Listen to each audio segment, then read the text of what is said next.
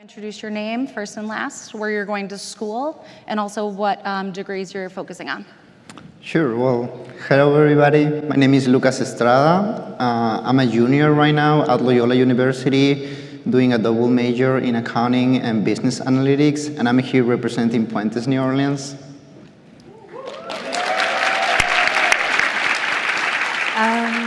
Hello, everyone. My name is Ravien Burns. I am an alum of, oh, wow, that's so crazy.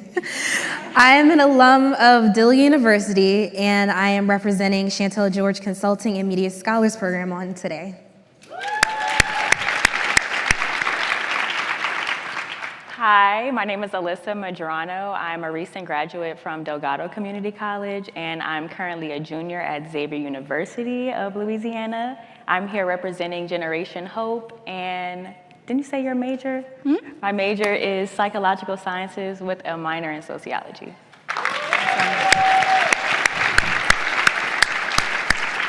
Well, I would love us to get a little warmed up with all of our new friends and get to know you a little bit more personally. So I'm going to do some rapid fire questions, and I'll start with each one of you.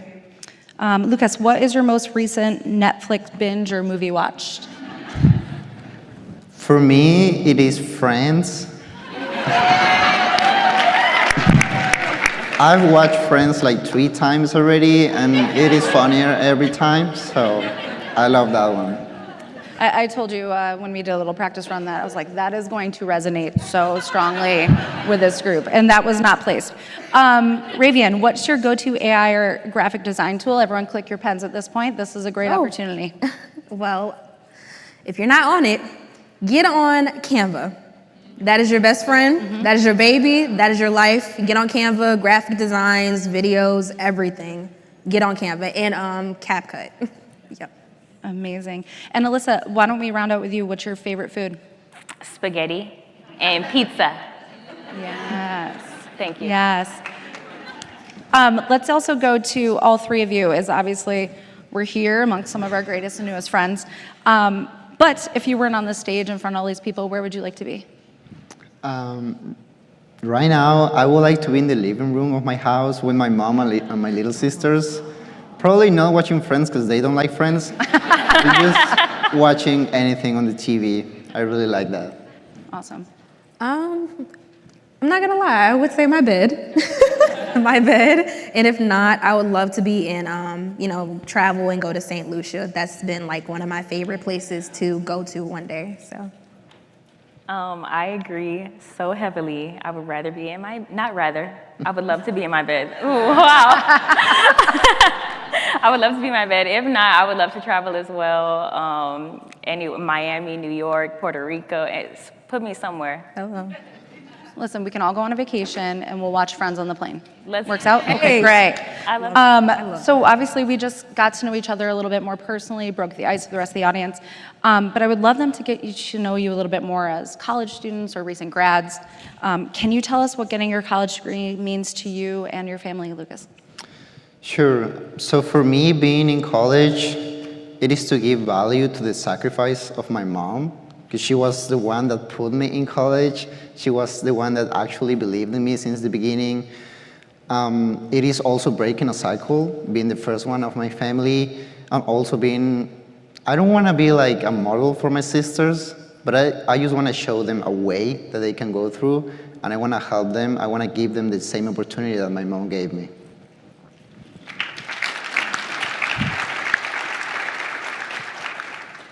I would say being in college has been a blessing, to thank God, emphasis on thanking God. To be, in college is the opportunity to grow and be the person that I am today, to have a family that was there to be proud of me through it all, and an accomplishment.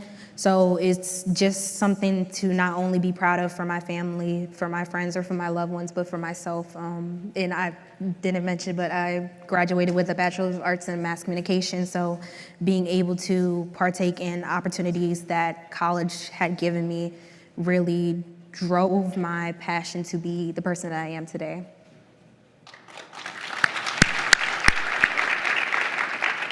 I would say the two main things for me would be stability and opportunities. I feel like the things that I would love to chase in my life come from getting a college degree. And I think that that's important to not only my growth, but people who come after me and showing homage to people who came before me, especially being a teen mom. The statistics on graduating before the age of 30 is less than 2 in college. So I feel like that is what was that? I feel like that's something that's definitely pushing me to go forward, not just for me, but for my son, for my family, and for those who come before me. After. Well, Alyssa, let's start with you as a full-time student, mother, teaching assistant, wearing many hats.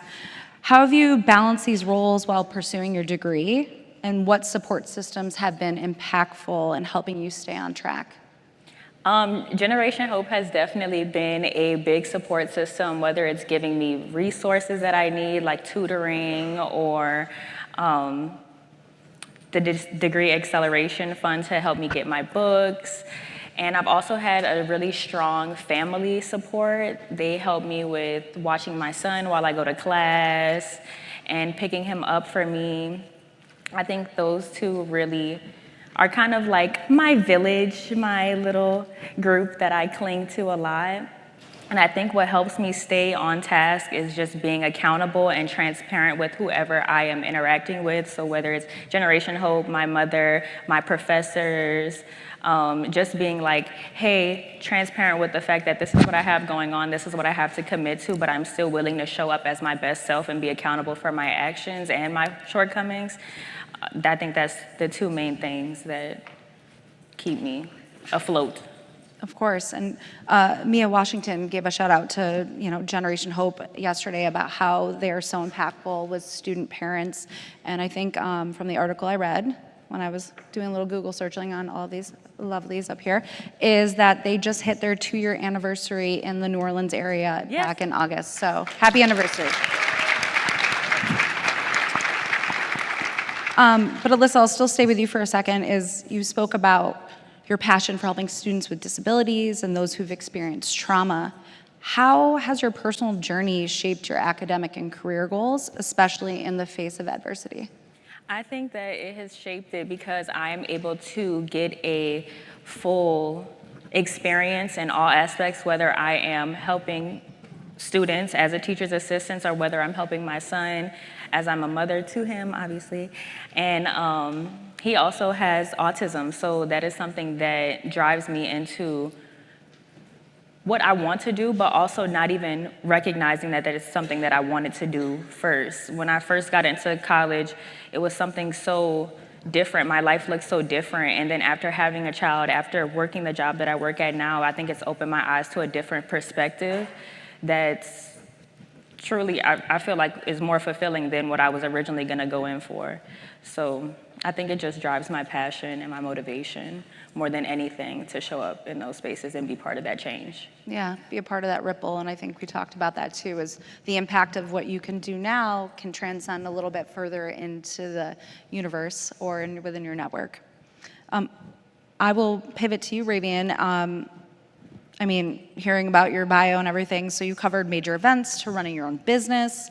How have you used your creative work to push through these barriers and create opportunity for yourself and others? Well, first I'd say don't gatekeep on anything. Don't gatekeep on so many opportunities that are out there, literally a click away.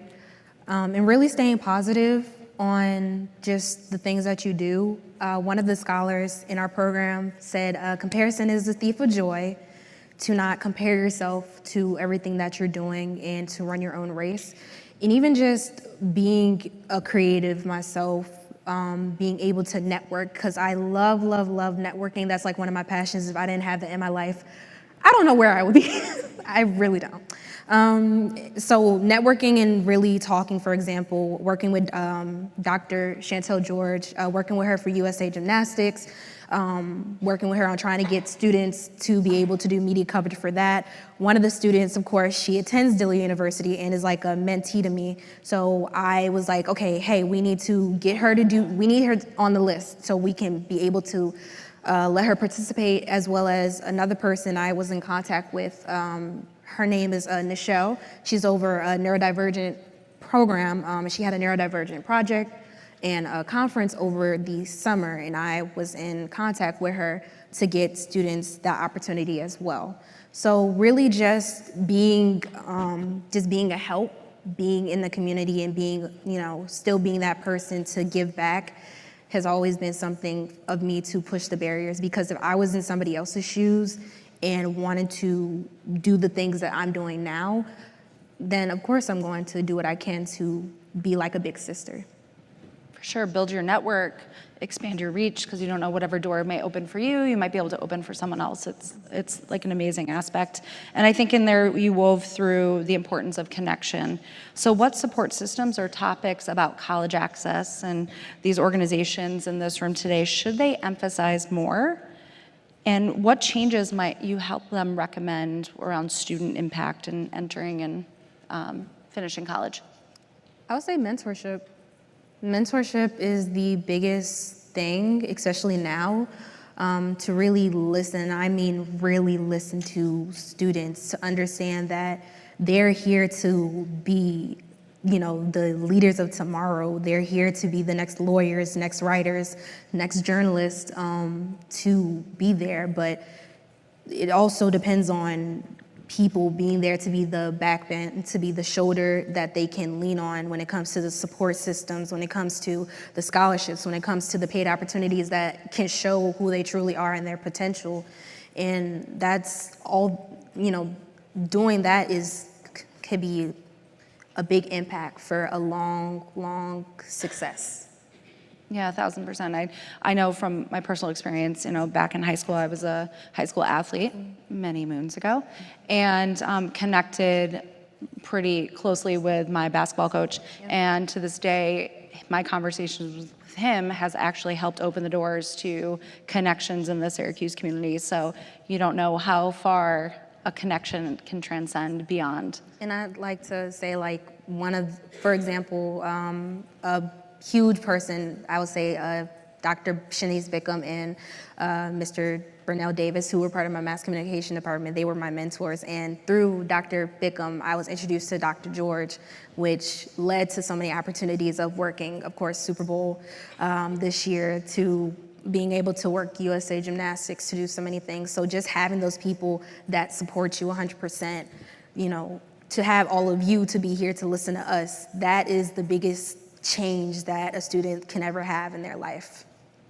1,000%. Well, Lucas, let's pivot over to you. Obviously, you are a first-gen college student. You're a junior in college. What were some of the biggest challenges you faced entering and navigating college? And how did you find community and purpose in your leadership roles?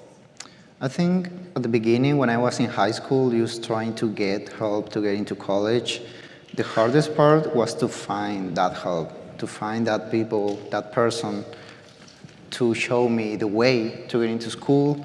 I remember going every day into my counselor's office, and she was just tired of me going every day. But my mom told me, Lucas, you're not there to get her friendship, you're there to go to college. So just keep going every day, and I went every day. Sadly, I didn't find that help in high school. I had to go out, and that's where I met Puentes, that's where I met Julie and Angela, and they gave me everything to be in college, along with my mom. I had the moral support and the connections to be there. So after that, I just started volunteering for Puentes, for many organizations, just because I just wanted to give back. I just wanted to help that people that maybe like me didn't have help. So I think the community that I found is just people that were like me, people that need help, and I just like to be there and not to ignore people like I was ignored at once. Yeah, and sometimes continuing to knock on those doors is so important and be impactful because someone, and that was discussed in yesterday's session, is that door will open and that opportunity, and then you'll have the chance to fully pay it forward with opening the doors and the windows and the whole house for anyone in the future. And also I would like to say that I know as a mother myself, and knowing that your mother is here, I'm sure she's so proud of all the impact you've done.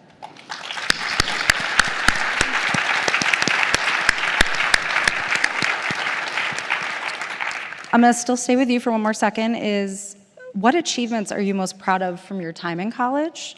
And is there anything you're looking forward to before graduation? Yeah, so during my first year at college, I spent the whole time at the library, studying, reading books, taking notes. And by the end of that year, I was able to get the Outstanding Student Award for the College of Business.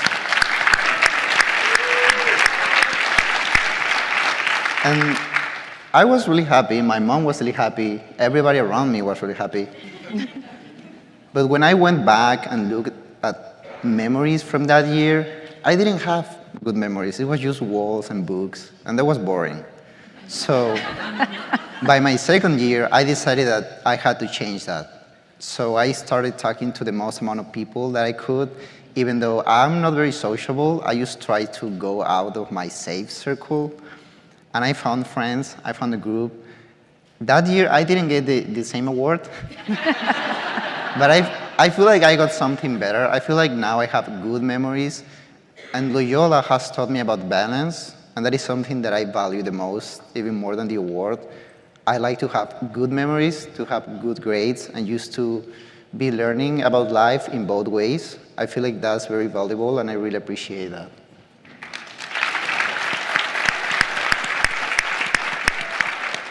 I think you even resonated with the rest of the group in this room about the importance of work-life balance, which we all know we need to cherish and support, and it's very hard maybe in our climate right now to find that balance, but finding your balance now and your step and your stride as young adults is so important to transcend that through your future, so amazing. I'm gonna round it out with a question for all of you. Lucas, we're gonna start with you. You know, there has been a conversation that's resonated throughout the past couple days around media and people questioning the value of college. Is it worth it? And what would you say to people who might not think college is the next best step? I think that there's many ways to be successful in life. I feel like college is the safest one for me. But I know that it is a huge investment of both economically and timely manners. I know being a volunteer in many organizations, I had the chance to talk with high school students and they told me I don't feel like going to college is a good opportunity. And instead of judging them, I just try to understand why.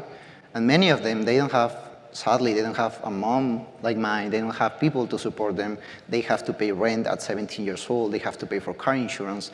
They don't have people to help them to pay for tuition. So I understand why some people might say that. I will say that if there is people that have the opportunity to go to college, you should take it, because there is many people that would like to be in the same position, but they cannot. So I would say, it is worth it. It is not easy, but it is totally worth it. Thank you.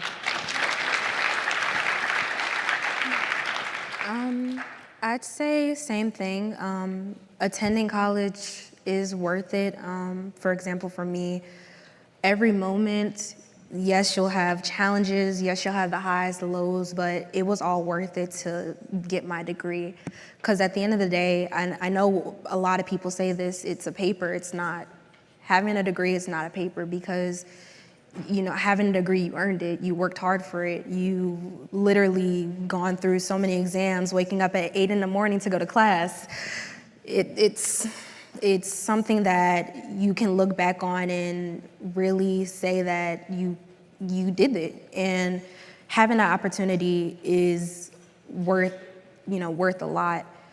So I say it is worth it. It's something to really take in, to know that it's something to look forward to and not take for granted.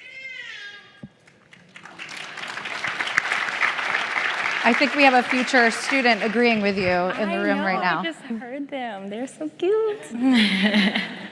I would say that I would just kind of ask to just broaden your perspective. I think multiple things can be true at once. I think that you can be successful in a way that doesn't necessarily need college, whether it's influencing or whether it's something of that magnitude. And I also feel like you can have a degree. There are multiple influencers and multiple people who have a college degree and a successful career in something that maybe didn't completely pertain to that.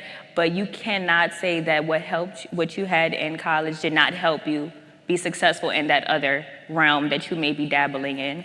So two things can be true, and I would just kind of urge that on to whoever may be feeling that it may not be worth it, or that population of people, just to kind of open their minds up. And then also, it's something that you grow within constantly. Every year as freshman, sophomore, junior, senior, however you go, there's so many ways that you can grow and take whatever you've learned from that one class, that one professor, that one other student in your class. It only takes one person to make a difference, so.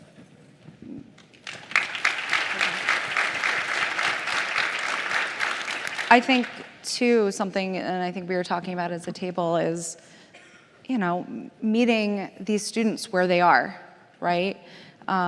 We were having a very honest conversation. I think we were just talking about social media. And that, sometimes, I will even use myself, a piece of paper keeps us grounded. But maybe meeting this younger generation, it's that social media aspect, and how can we resonate and connect with them? And I think you guys all kind of wove that into what you were discussing there, too. I would love to talk about paying it forward. Dr. Reed talked about the heart work that all of us do in this room and the importance of that and being the ripple. And at Equitable Foundation, a part of our scholarship program and the way we define our essay is, how are you going to pay it forward with your college degree? How are you going to connect and make others have that support of education? So, Alyssa, I'll start with you. How are you going to pay it forward? What do you envision in becoming a mentor or in your career journey of supporting those in the generation beyond you? I think I'm just going to be a voice and a safe space for a lot of scholars that come after me.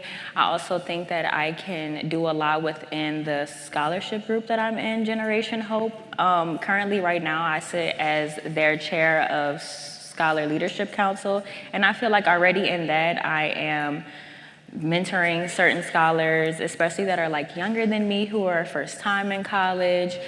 Sometimes some people just need moral support, and I think that that's something that, like you said, meeting them where they are, that's where mentors become so important.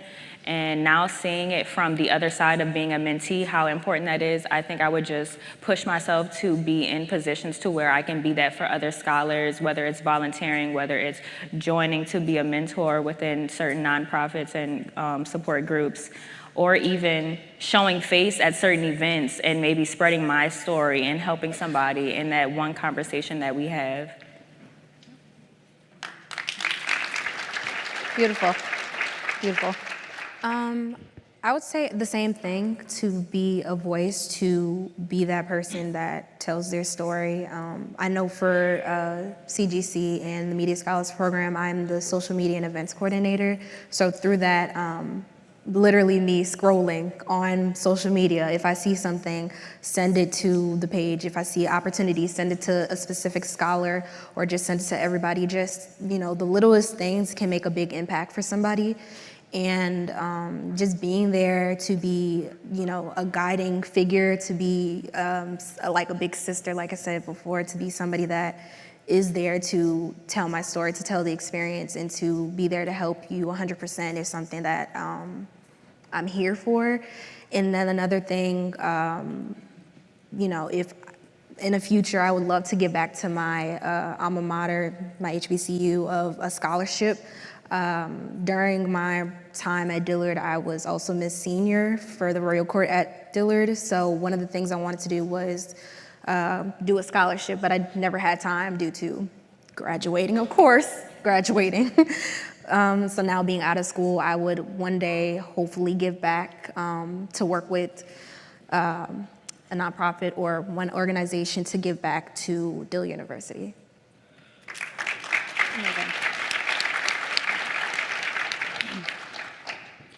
For me, I feel like currently I am very involved in the volunteering that I mentioned. With Puentes, for example, doing the podcast where we share stories of young students to inspire others that cannot go to physical meetings, or with El Centro, where I help people filing their taxes for free. I feel like those are great opportunities that I take, not because I want to post about it on Instagram, but because I really like to be there. I feel really good when I go to file the taxes for somebody and they are like, oh, you speak Spanish. I was like, and that's awesome. Like, I didn't know about that feeling until I went there. And I just go and volunteer for every place that people tell me about just because it's fun. And it is good to know that there's more people willing to help others for free. I didn't know about that until I came to America. That's crazy. But I love that about this country. I love that there's people willing to help others. I don't know if I will specifically work for a nonprofit in the future, but I know that volunteering for nonprofits will be every time on my plans. So. Amazing. I mean, woven into that conversation is obviously mentorship, and I think mentorship is important at any walk of life, at any age, and also giving back to your community. It's so impactful, it's so important, paying it forward. You know, I've talked about being the ripple, dropping your pin in, and watching it resonate across. So thank you for that. I am gonna throw a curveball question at you all. It's an easy one, I promise. What do you all want to be when you grow up? Myself included. Anyone can start. Oh, y'all looked at me. Oh, wow. I think my ultimate goal is to be a clinical psychologist. I want to be able to diagnose younger children with autism as my day-to-day, and then also do like different therapies and psychotherapies with them. But in the meantime, I also would love to dabble in social work or be a therapist for adolescents who have gone through trauma.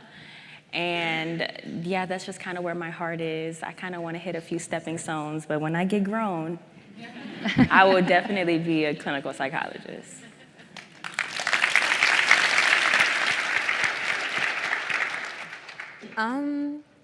I say for me, and it's a crazy thing, being at home one time, my mom was like, I had the craziest dream. I saw you having a TV show one day. I'm like, oh, okay.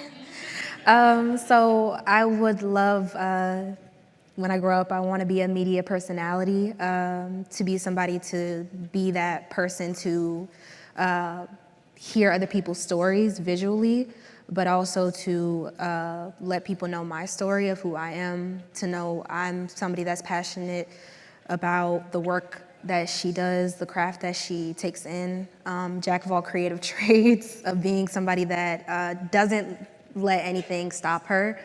I know a quote from one of the Cinderella movies by Brandy, impossible things are happening every day, so the impossible is possible. Yeah.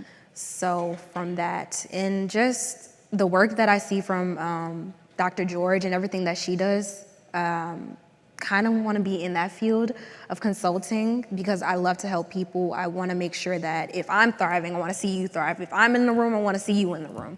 You know, I want you to get on your Zoom, be 100% there to do what you need to so you can show your potential to others. And yeah. Awesome. Awesome. I think I have two different point of views about this. I would like to work on corporate America, probably a big accounting firm. But I have to say this, before getting into Loyola, I wanted to be rich. But now, I just want to be happy. So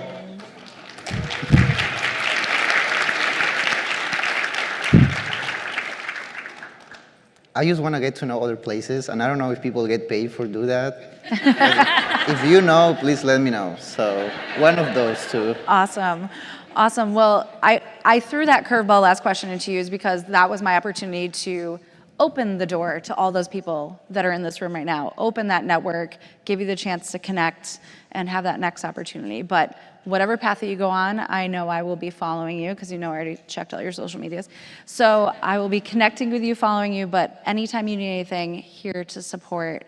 And I want to say on behalf of everyone in this room, so proud of you and your ability to share your story, come up here and be honest, and talk to a giant room of strangers about everything, your plans and your future. So thank you for joining us today, and we really appreciate you all.